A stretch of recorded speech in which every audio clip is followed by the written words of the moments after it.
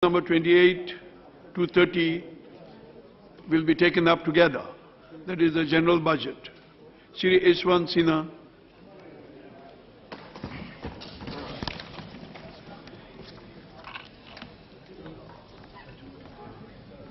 Thank you, sir. For a moment, I thought that this moment will never come. But I am very happy, as I am sure the leader of the House is, that we have got this opportunity in this House to discuss the annual budget. Sir, let me start by saying that I have great respect for the Honorable Finance Minister, and I congratulate him also for finding a way out of the impasse in which the House was. And therefore, when I speak on the budget and say things which may not be very palatable, he'll kindly forgive me, because there is nothing personal in this, as they say.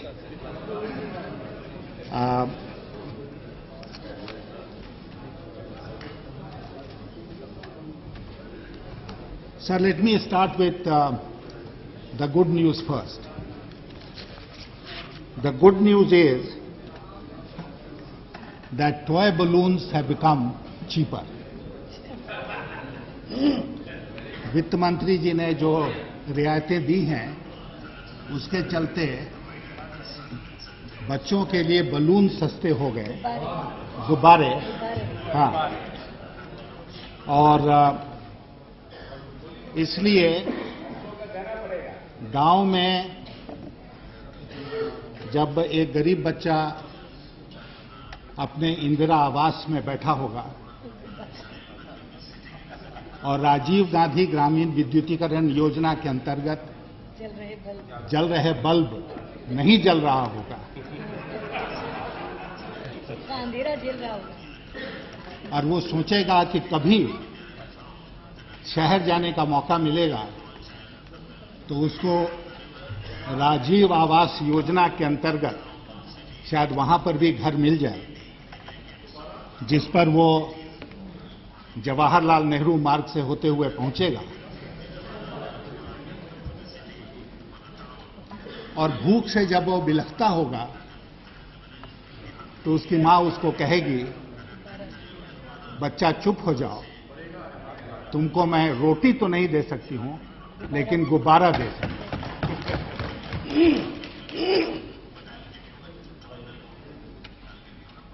तो ये अच्छी खबर है इस budget की।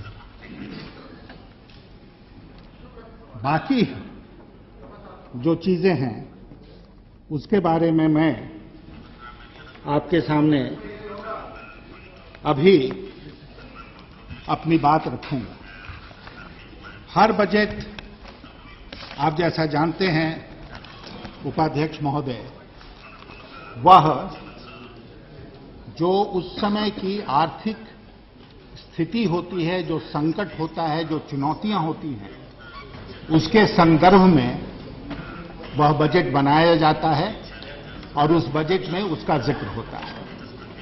इस साल भी वित्त मंत्री जी ने अपने बजट में उन चुनौतियों का जिक्र किया है और मैं सदन को आपके माध्यम से बताना चाहता हूं कि उन्होंने जिन 3 चुनौतियों का जिक्र किया है, वो चुनौतियां उनके बजट भाषण के अनुसार क्या है। उन्होंने कहा है कि the first challenge before us is to quickly revert to the high GDP growth path of 9% and then go on to achieve a double-digit growth. ये पहली चुनौती है। दूसरी चुनौती जो है वो है to make development more inclusive, और तीसरी चुनौती जो उनके सामने थी, जैसा उन्होंने जिक्र किया है, वह है the weaknesses in government systems, structures and institutions, and removing the bottleneck in our public delivery. Delivery mechanisms. ये इन 3 चुनौतियों का जिक्र उन्होंने किया है। इन 3 चुनौतियों में महंगाई की चुनौती का जिक्र उन्होंने नहीं किया। महंगाई की चुनौती वित्त मंत्री जी के ध्यान में कैसे थी? मैं कहना चाहता हूं सदन के सामने कि उन्होंने शुरू में ही पैराग्राफ 3 में कहा है, पिछले साल का जब वो बजट जुलाई के महीने में पेश कर रहे थे, उसमें उन्होंने कहा है कि at home there was added uncertainty on account of the delayed and subnormal south west monsoon which had undermined the kharif crop in the country. There were concerns about production and prices of food items and its possible repercussions on the growth of rural demand. कृपया note किया जाए इस बात को कि there were concerns about the production and prices of food items and its possible repercussions on the growth of rural demand.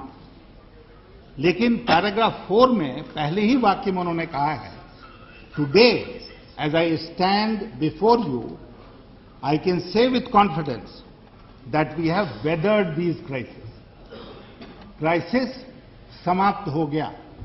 महंगाई की जो चुनौती थी वह समाप्त हो गई, खत्म हो गई।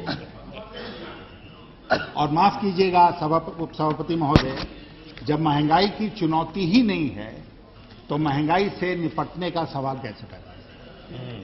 जब समस्या ही नहीं है तो कोई समस्या क्रिएट करके तो नहीं उससे निपटेगा ना। समस्या नहीं है सरकार की। इसलिए 29 पेज के भाषण में फूड आइटम्स की कीमतों के बारे में इस जिक्र के अलावा मुझे कोई दूसरा जिक्र नहीं मिला। अब आप देखिए,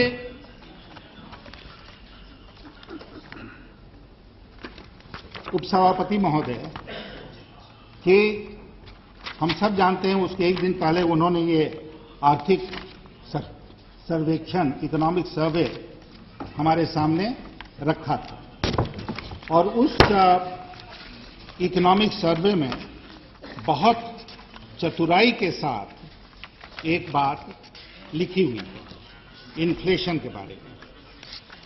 और वो क्या है? वो ये है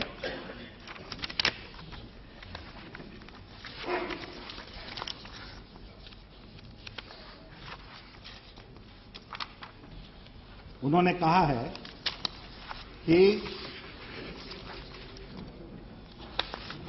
ए सिग्निफिकेंट पार्ट, मैं कोट कर रहा हूं आर्थिक सर्वे से, a significant part of this inflation can be explained bye supply side bottlenecks in some of the essential commodities, precipitated by the delayed and subnormal southwest monsoons, as well as drought-like conditions in some parts of the country.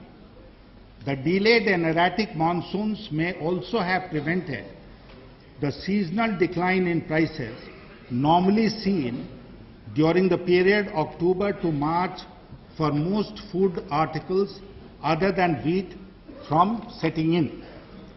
At the same time, and this is significant, at the same time it could be argued that excessive hype about Kharif crop failure, not taking into account the comfortable situation in respect of food stocks and the possibility of an improved Rabi crop, may have exacerbated inflationary expectations. क्या कहा कि an excessive hype about the failure of the Kharif crop. Excessive hype may have exacerbated the inflationary expectations. और फिर ये कह रहे हैं, encouraging hoarding and resulting in higher inflation in food items. This is supported by the estimates on shortfall of production, etc., etc. और उसके बाद sugar के बारे में भी उनका यही कहना है कि शुगर इकोनॉमी में भी ठीक यही हुआ जिसकी वजह से ये समस्या पैदा हुई।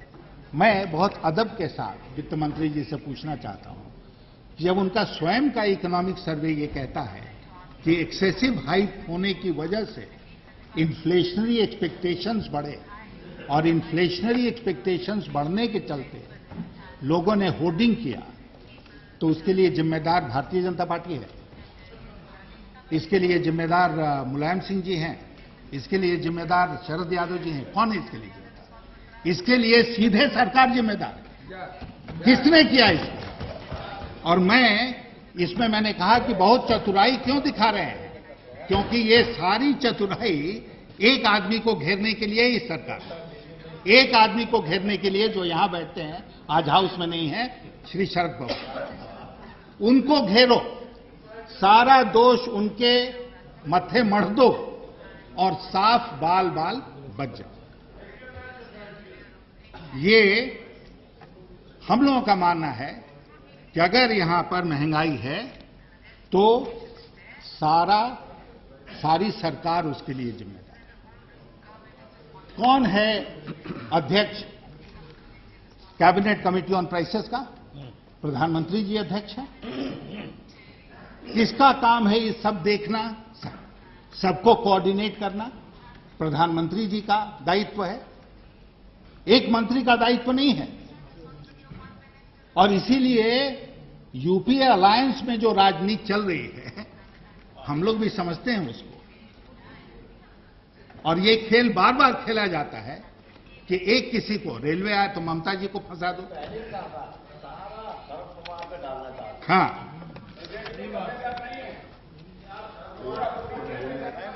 ममता जी पे डालना चाहते हैं। Please stop cross talk, please. Honorable member, please continue. Please don't disturb. Please. नहीं, वो उनका ट्विटर इस पर। Honorable member, please refer to the chair, please. Continue. Twitter इस पर कुछ नहीं है। महंगाई पर शशि थरूर जी ने ट्विटर में कुछ उक्ति नहीं व्यक्त की है, इसलिए उनका नाम नहीं ले रहा।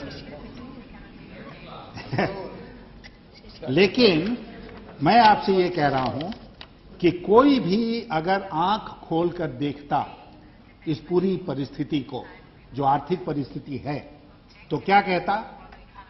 सबसे बड़ी चुनौती, सबसे बड़ी समस्या इस समय देश में महंगाई की है। उसका जिक्र होता, उसके उपाय बताए गए। नंबर 2, जो देश में कृषि के क्षेत्र में संकट है, उसका जिक्र होता और उससे निपटने के समुचित उपाय बताए गए होते। और उसी के साथ साथ इस बात का भी जिक्र होता है, जो वित्त मंत्री जी ने बाद में अपने भाषणों में कहा, कि ये जो ग्रोथ, आर्थिक विकास दर, जिसके ऊपर हम इतना उत्सव मना रहे हैं कि 7.2% इस साल होगा और 6.1% पहला क्वार्टर में था, 7.9% सेकेंड क्वार्टर में हुआ, तो हमने कहा अब तो हम उड़ गए, अब तो देश कितनी तेजी से आगे बढ़ेगा। और जिस दिन वित्त मंत्री जी बजट पेश कर रहे थे इस सदन में, उसी दिन खबर आई कि थर्ड क्वार्टर का ग्रोथ रेट मात्र 6% रह गया, मात्र 6%। मैं ये कह रहा हूं कि हमें ग्रीन शूट्स इकोनॉमी में मुझे भी नजर आ रहे हैं, उसमें कोई संदेह नहीं है, लेकिन हम उत्सव मनाने लगे, हम ये कहने लगे कि हमने सारे संकट पार कर और हमने काबू पा लिया उसके ऊपर और अब हम डबल डिजिट ग्रोथ की तरफ बढ़ रहे हैं, तो मुझे लगता है कि ये उत्सव मनाना जल्दीबाजी होगी। अब उसके बाद भी मैं सुन रहा हूं, सारे अर्थशास्त्री इस बात को मानते हैं कि 7.2% ग्रोथ रेट भी इस साल अचीव करने के लिए हमें लास्ट क्वार्टर में, जनवरी मार्च के क्वार्टर में लगभग 9% के विकास दर को हासिल करना पड़ेगा। अब कह रहे हैं कि हां हो जाएगा, हम भी देखेंगे, इसी सदन में होंगे, हो जाएगा तो बहुत खुशी की बात है। लेकिन मैं ये कह रहा हूं कि विकास दर कोई खाता नहीं है, खाता है रोटी, खाता है चावल, विकास दर नहीं कोई खाता। और इसलिए आंकड़ों के माया जाल में आप फंसाइए कि यहां हम ले